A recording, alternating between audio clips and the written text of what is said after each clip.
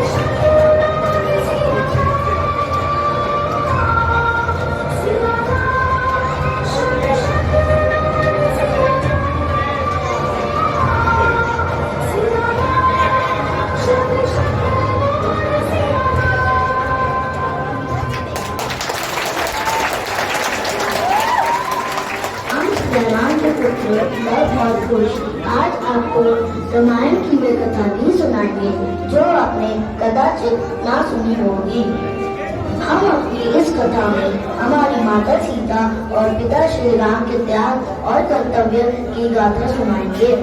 आइए हम आपको रामायण के उत्तरकांड में ये करते हैं।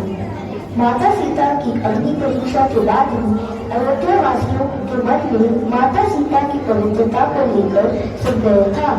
समाज में फैली इस विषमता को लेकर श्री राम और माता सीता बहुत चिंतित रहने लगे। अतः माता सीता ने स्वयं से ही नगर समूह वन में जाने का निर्णय लिया और राजा राम और माता सीता ने तब तक एक दूसरे से न मिलने का निश्चय किया जब तक कि समाज की सोच न बदल जाए।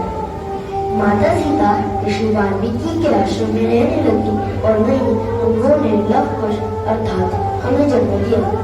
समय बदलता चला गया।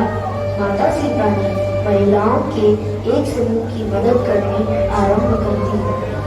महिलाओं द्वारा बनाई गई वस्तुओं के विक्रय के लिए उन्हें हाट में ले जाकर बेचने की आवश्यकता जान पड़ी। माता सीता ने महिलाओं को स्वयं की मदद करने की बात समझाई और कुछ महिलाओं को लेकर सामान बेचने के लिए हाट की ओर चल पड़ी। आइए देखते हैं हाट में उनके साथ कैसे व्यवहार होता है।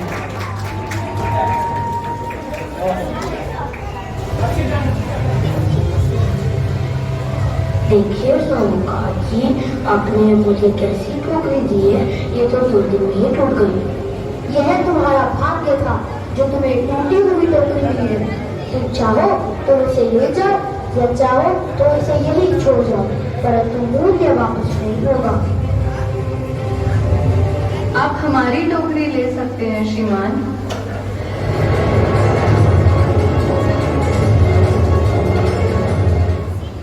ये महिलाएं कौन है? ये यहाँ हाट में क्या कर रही है? क्या ये व्यापार करेंगी? आप ये वस्तुएं खरीद सकते हैं। ये अच्छी भी है और इनका मूल्य भी कम है। कौन हो तुम? हम सब इन उत्पादनों का निर्माण करते हैं। आप सब महिलाएं यह हाट में वस्तुएं बेचने आई हैं? जी, ये हाट है। यहाँ वस्तुएं बेची और खरीदी जाती है। हम भी इसीलिए यहाँ आए हैं। महिलाएं जब घर की चौखट लांघ कर हाट में व्यापार करती है तो ये उनके सम्मान के लिए उचित नहीं है। तुम महिलाएं यहाँ व्यापार नहीं कर सकती। हमें हटाने के लिए बल का प्रयोग क्यों? हमें अपने कर्म से हटाकर दिखाइए। और हाट का एक ही नियम है, जो श्रेष्ठ है वही बिकता है। अब स्त्री हमें चुनौती देगी, स्वीकार है। आज सूर्यास्त से पूर्व अगर आपने अपने उत्पाद बेच लिए तो हम अपनी हार मानकर तुम्हें इस हाट में उच्च स्थान देंगे। किंतु यदि अगर आप असमर्थ हो तो तुम्हें हम सबके सामने क्षमा मांगकर यहाँ से सदा के लिए चले जाना होगा। स्वीकार है? स्वीकार है।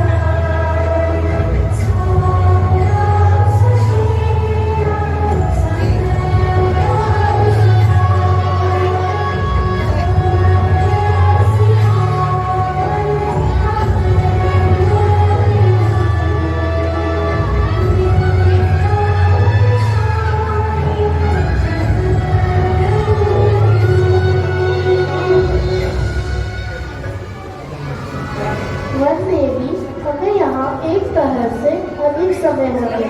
अभी तक एक भी ग्राहक नहीं आया हमारे यहाँ। जिस सोच के कारण तुम जैसी पवित्रा पर लांछन लगेगी, उस सोच को बदलना सरल नहीं है। तुम्हें दृढ़ बनना होगा, जिससे तुम संसार में एक दिन नारी को उसका उचित सम्मान और स्थान दिला सको। किसी महान व्यक्ति ने कहा है कि संसार में सबसे कठिन होता है लोगों की विचारधारा और मानसिकता को बदलना, जिसे अथक परिश्रम और अटल संकल्प के साथ से बदला जा सकता है। हम भी सफल होंगे, प्रयास करना मत छोड़ना। क्या हुआ रूपाली, तुम इतनी घबराई हुई? क्या समाचार है? समाचार अच्छा नहीं है। बच्चों की स्थिति और गंभीर हो गई है।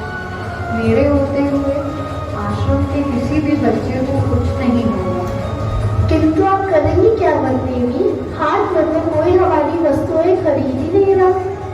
कहाँ से आएंगे औषधि के लिए घर? अब कोई बात नहीं है। एक मार्ग है, हमें अपनी हार स्वीकारनी होगी। किंतु आपकी चुनौती? कोई भी चुनौती किसी बच्चे के जीवन से बढ़कर नहीं होती।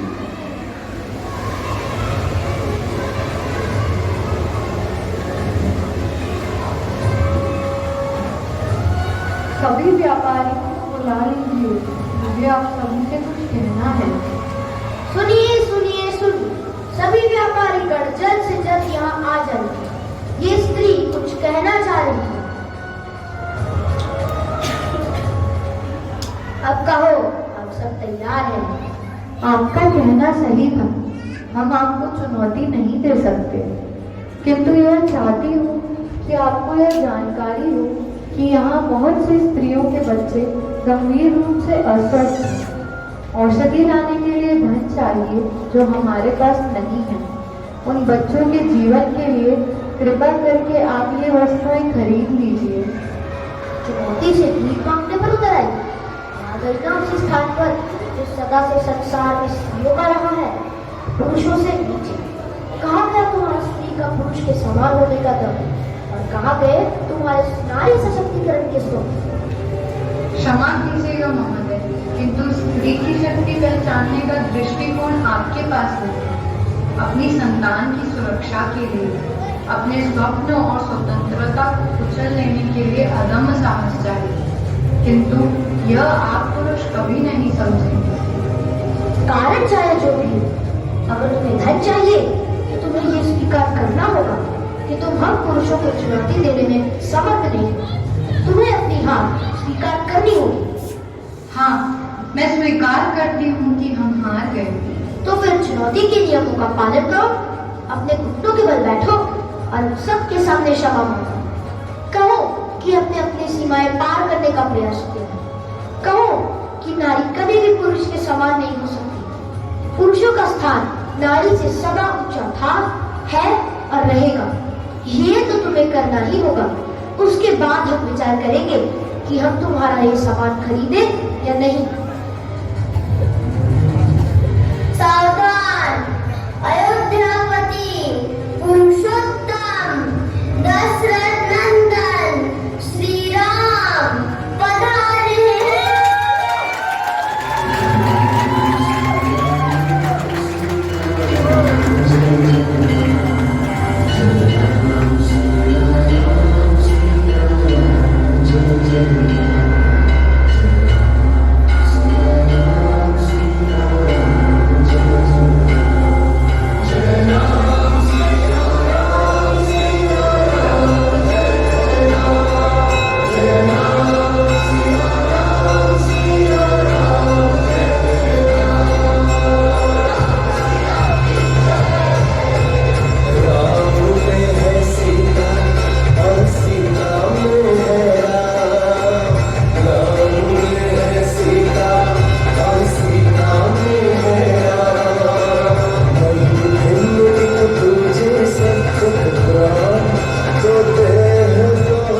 बड़ा ही अद्भुत और अनोखा दृश्य है।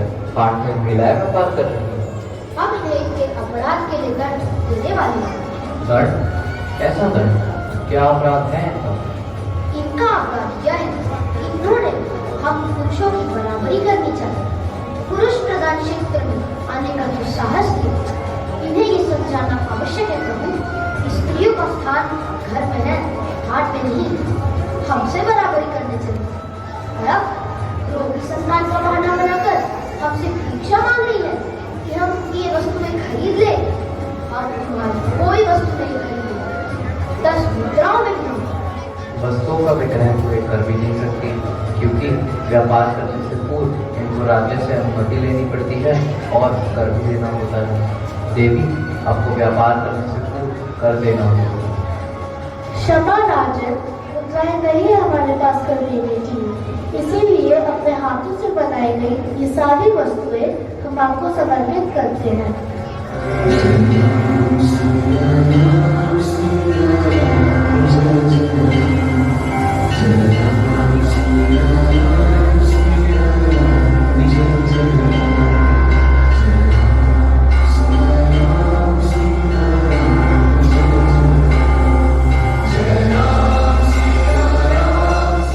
अब यह वस्तुएं मेरी हुई और मैं इन्हें बेचना चाहता हूँ। बताइए, क्या मूल्य देंगे आप? जो आपका है वो अमूल्य है और इन वस्तुओं के बदले हमारा सब कुछ अर्पण है। किंतु कुछ क्षण पहले तो आप इनकी 10 मुद्राएं भी नहीं दे रहे थे। वो तो इसलिए प्रभु कि कुछ क्षण पूर्व ये वस्तुएं इन महिलाओं की थी, पर अब ये आपकी है। ये आदरणीय है, पूजनीय है। अद्भुत! जिन पर मेरा अधिकार है, इन निर्जीव वस्तुओं को अमूल्य समझते हैं आप, और जिनका मुझ पर अधिकार है, ये जीवित महिलाएं, इनका अपमान करते हैं आप। भले ही इनके परिवार ने इन्हें त्यागा हो, किंतु इनके राजा राम ने इन्हें नहीं त्यागा। ये मेरी प्रजा है, मेरी संतान है, मेरा अंश है। इन्हें लज्जित करते हुए बिल्कुल भी लज्जा नहीं आई आपको? पहले आप इनका बहिष्कार करते हैं और अब आप इनसे इनके जीने का अधिकार भी छीन लेना चाहते हैं। जो स्वाभिमान के साथ खड़ा होना चाहती हैं, उन्हें कुचलना चाहते हैं आप। एक माँ जो अपनी संतान के लिए आपसे दया की अपेक्षा रखती है, उसका उपवास उड़ाते हैं आप। नारी जो इस संसार में हमें जन्म देती है, इस संसार को देखने का एक नया दृष्टिकोण देती है। कितना सरल है ना हम पुरुषों के लिए कि हम उसको उसी के घर संसार में बहिष्कृत कर देते हैं। स्त्री जो हमारे भरोसे पर अपनी माँ का घर छोड़कर हमारे साथ रहने आती है, कितना सरल है ना हम पुरुषों के लिए कि हम उन्हीं पर संदेह करते हैं। पुरुषार्थ महिला की दृष्टि झुकाने में नहीं, पुरुषार्थ वो कार्य करने में जिससे महिला की उठी हुई दृष्टि में पुरुष के लिए सम्मान हो, उसके लिए डर नहीं। क्षमा करें प्रभु, परंतु स्त्रियों का सम्मान तभी तक है जब तक वो घर की चौखट के अंदर है। जिस दिन वो घर की चौखट लांघ दे, उस दिन से वो सम्मान की पात्र नहीं होती। यदि मैं आपको मेरी प्रजा के साथ भेदभाव करने के आरोप में दंड दूं और कारावास दूं, तो उसके पश्चात अगर आपकी घर की महिलाएं घर चलाने के लिए चौखट लांघती हैं, तो क्या वो अपना सम्मान खो देती हैं? और यदि ऐसा होता है तो उनकी इस दशा का उत्तरदायी कौन है, आप कि वे? यत्र नार्यस्तु पूजन्ते रमन्ते तत्र देव। जो पूजनीय है वो घर के अंदर भी पूजनीय है और इस हाट में भी। आप सब दंड के पात्र हैं और आपका दंड निश्चित करेंगी ये महिलाएं। कहिए, क्या दंड देना चाहती हैं आपने? इनको दंड देने से हमारा कोई फायदा नहीं होगा, किंतु इनके परिवार अवश्य बिगड़ जाएंगे। क्षमा कर देंगे महाराज। धन्य है आप देवी। देखिए, ये है नारी जो परिवार के विषय में सोचती है, चाहे वो फिर इनका परिवार हो या फिर आपका। यदि मैं आपको दंड दूंगा तो उसको भोगेंगी आपके घर की महिलाएं, और ये राम किसी निर्दोष को दंड नहीं देना चाहता। अब आप अपना दंड स्वयं निश्चित करेंगे। अपने हृदय से पूछिए, उत्तर मिल जाएगा। आपने उत्तर नहीं दिया। क्या उत्तर दूं महाराज? जब मन आपको ग्लानि से भरा हो तो मुंह से शब्द नहीं, आंख से आंसू बहते हैं। हमें अपनी भूल का एहसास हो गया है, जिसे हम अब तक अपना बड़प्पन समझ रहे थे। आज समझ आया कि वो हमारी मूर्खता थी। हम कितने छोटे थे, हमारी सोच कितनी छोटी थी। जब जल, वायु, आकाश और पृथ्वी स्त्री और पुरुष को भेद करते तो हम कौन होते हैं भेदभाव करने वाले? हम वचन लेते हैं प्रभु कि आज के बाद में इस हाट में इन स्त्रियों के साथ कोई भेदभाव नहीं होगा। इनका भी वही स्थान और वही मान होगा जो यहाँ पुरुषों को दिया जाता है, और इनके भोगे बच्चों के उपचार के लिए धन हाथ का व्यापारी सब देगा। आश्वासन जब हृदय से निकले तो वो विश्वास बन जाता है, और हमें पूर्ण विश्वास है कि आप अपने वचन की कसौटी पर खरे उतरेंगे। इतिहास में स्त्रियों के प्रति असमानता होती आई है। समय समय पर कई राज्यों ने इसके लिए नियम भी बनाए, कठोरता बदली, परंतु समाज की सोच नहीं बदली। परंतु आपके इस हाट के प्रबंधकों की सोच को बदला, वो भी प्रेम से। हमें पूर्ण विश्वास है कि आज के बाद स्त्रियों के प्रति पुरुषों की सोच अवश्य बदलेगी। महाराजा आपकी सदा जय हो। क्योंकि ये हमारी सोच है कि कठोर सोच को कठोर दंड और भय से नहीं बदला जाता। दंड मनुष्य को उद्दंड बनाता है और भय मनुष्य को भड़काता है। सोच हीरे जैसी चमक दे सकती है और उसकी तरह कठोर भी होती है। अधिक बल लगाओगे तो हीरा टूट जाएगा, और यदि उसमें और निखार लाना है तो दिन प्रतिदिन लंबे समय तक प्रयास करना होता है। आप सबकी सोच में आया ये परिवर्तन हमारे राम राज्य की विजय की दिशा में बढ़ाया हुआ आपका पहला पद है। अब हमें विजय पताका दिखने लगी।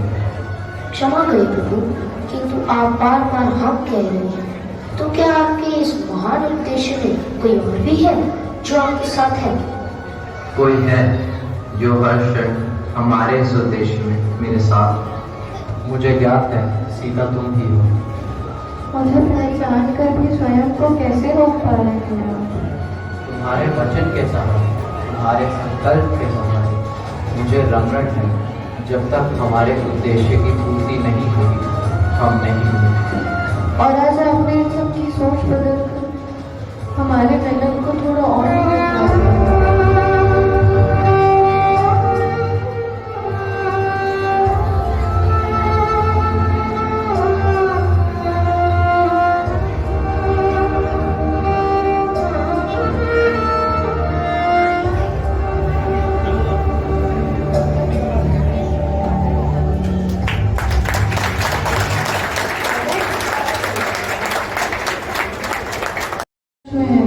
जिसका उत्तर मुझे देना है, जो आज तक मैं टालती आई हूँ, जिसका उत्तर मिलना अभी भी शेष है। प्रश्न कि तुम्हारे पिता कौन है, कि तुम्हारी वास्तविक पहचान क्या है? आज आप हमें बताएंगी कि हमारे पिताश्री कौन है? बताइए माँ, कहाँ है हमारे पिता? क्या हम उनसे अभी मिल सकते हैं? तुम उनसे मिल चुके हो, और उनसे अंतिम भेंट कुछ क्षण पूर्व ही हुई। अब और उत्सुकता ना बढ़ाइए, बताइए ना हमारे पिता कौन है? वो जिनमें सबका मन रमा है, वो जिन जैसा न कोई राजा, न पुत्र, न भाई और न पति। तुम्हारे पिता हैं सियापति श्री राम। श्री राम? और मैं हूँ उनकी धर्म पत्नी सीता। क्या श्री राम हमारे पिता है? हाँ पुत्र, जिनके चरण स्पर्श कर उनका आशीर्वाद अर्जित करना था, तुमने उनका स्वागत बाणों के साथ किया। जो तुम्हारे लिए पूजनीय हैं, तुमने उन्हीं से हट किया। भगवान वाल्मीकि, ये लोग क्या कह रहे हैं? वही जो सत्य है, और इसी सत्य को अपने हृदय में छुपाए देवी सीता ने जो कष्ट और पीड़ा सही है, उसके लिए संसार को इनके आगे नमन करना चाहिए। नियति की रची इस परीक्षा में देवी सीता साहस और धैर्य के साथ डटी रही और हर कसौटी पर खड़ी उतरी। परंतु माँ, क्या कर रहे हैं कि इतना प्रेम होते हुए भी आप दोनों भिन्न हो और हमें भी इस सत्य से आप विज्ञ रखा? क्यों हम एक साथ एक परिवार की भांति नहीं है? क्यों इतने वर्षों तक इस विरह वेदना का दंड भोगा आपने? कारण चाहे जो भी हो गया, परंतु अब जब हमें सत्य का ज्ञान हो गया है, तो हम हमारी माता को एक क्षण के लिए भी इस विरह की अग्नि में नहीं जलने देंगे। हम सुनिश्चित करेंगे कि हम सब पुनः एक संगठित परिवार की भांति एक साथ रहे। हम इसी क्षण माता को पिताश्री के पास ले जाएंगे। अभी समय नहीं आया है कि ये सत्य हमारे बिखरे हुए परिवार को एक कर सके। क्यों माँ? इन स्त्रियों को देख रहे हो, इनके पतियों को इनके चरित्र पर संदेह है। उन्होंने और उनके गांव वालों ने इन पर चरित्रहीनता का कलंक लगाकर इन्हें मार मार कर वन में फेंक दिया। उनके लिए ना तो इनके अस्तित्व का कोई मोल है और ना ही इनके जीवन का। यह समाज से तिरस्कृत की गई स्त्रियां हैं। इन्हें देखकर मन में करुणा आती है और क्रोध आता है उन पुरुषों की सोच पर। यह कार्य इतना कठिन और असंभव प्रतीत होता है कि कभी किसी ने इसे बदलने का साहस नहीं किया। स्त्रियां इसे अपनी नियति समझती रही और पुरुष इसे अपना अधिकार समझकर आज तक भोगते रहे। इसलिए मैंने और श्री राम ने इस परिवर्तन का बीड़ा उठाया है। अब हमारे संकल्प में हमारा साथ देने की तुम्हारी बारी है। माता, हमें बताइए कि हम क्या करें? हमारा नेतृत्व करें। तुम्हारा नेतृत्व भी वही करेंगे जो आज तक मेरा नेतृत्व करते आए हैं, भगवान वाल्मीकि। भगवान वाल्मीकि, हमें बताइए कि अब हमें क्या करना होगा? राजा राम और देवी सीता के जीवन की गाथा ही इस समाज के लिए सर्वश्रेष्ठ उदाहरण बन सकती है। उनके जीवन में आए उतार चढ़ाव और परीक्षा की गाथा ही समाज का पर्दा कराएगी, बदलेगी व्यक्ति की विचारधारा। इस समाज में परिवर्तन की यह लहर तुम ही लेकर आओगे लवकुश। जो आदेश गुरुदेव, अब यही हमारे जीवन का उद्देश्य होगा, यही हमारा धर्म होगा। रुक जाओ पुत्रों, मैं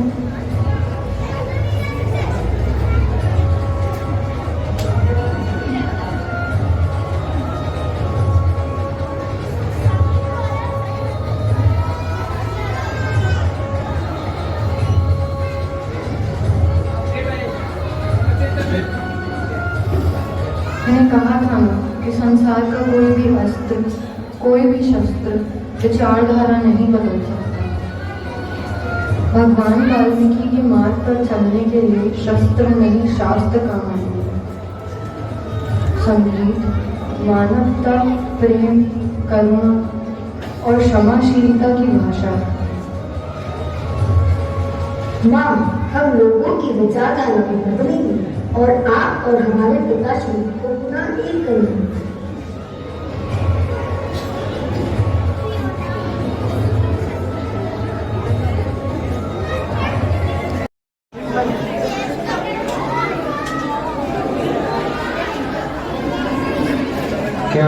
मुझे बताएंगे कि समस्या क्या है? इस घृणा और द्वेष का क्या कारण है? महाराज, हमारे लिए आपका जीवन, आपके निर्णय हमारा मार्गदर्शन करते आ रहे हैं, जो कहता है कि आपका देवी सीता का परित्याग करना सही था। किंतु जब से ये लव कुश नगर में आए हैं, हमारा सामाजिक प्रवेश अस्तित्व हो रहा है और लव कुश रामायण पाठ से इस परिस्थिति को और भी उलझा रही है। हम सब यही चाहते हैं कि ये दोनों रामायण पाठ बंद करें और तुरंत यहाँ से चले जाएं। लवकुश कहीं नहीं जाएंगे। नहीं, लवकुश कहीं नहीं जाएंगे। आप में से कुछ लोग जो रामायण पाठ को नहीं सुनना चाहते हैं, उन्हें ऐसा लगता है कि रामायण पाठ को पूरा सुनने से आपकी मानसिकता में बदलाव आता है। नारी के सम्मान के लिए लवकुश ने रामायण के द्वारा पूरे समाज की सोच बदलने की पहल की है। तो ऐसा क्यों लगता है कि वो गलत है? और आप सबको ऐसा लगता है कि हम सब इतने वर्षों से जिस विचारधारा के साथ जी रहे हैं केवल वही सही है, जबकि लवकुश नहीं सोचे। ये दोनों समाज में विकास और सभी को स्वतंत्र देखना चाहते हैं। इसलिए मेरा आप सबसे अनुरोध है कि आप सब एक साथ इस रामायण पाठ के वाचन को सुनें। लवकुश, रामायण पाठ का वाचन आरंभ करो।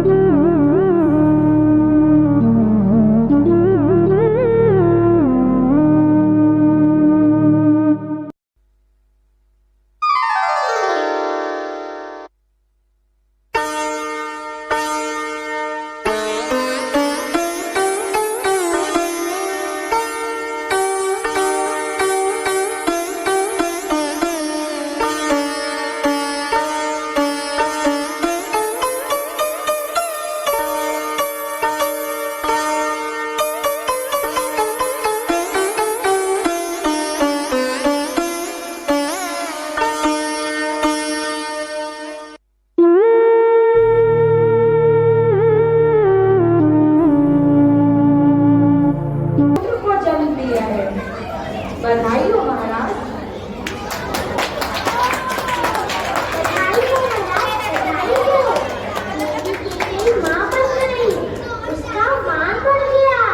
मेरी कहके तो मेरा अभिनंदन है।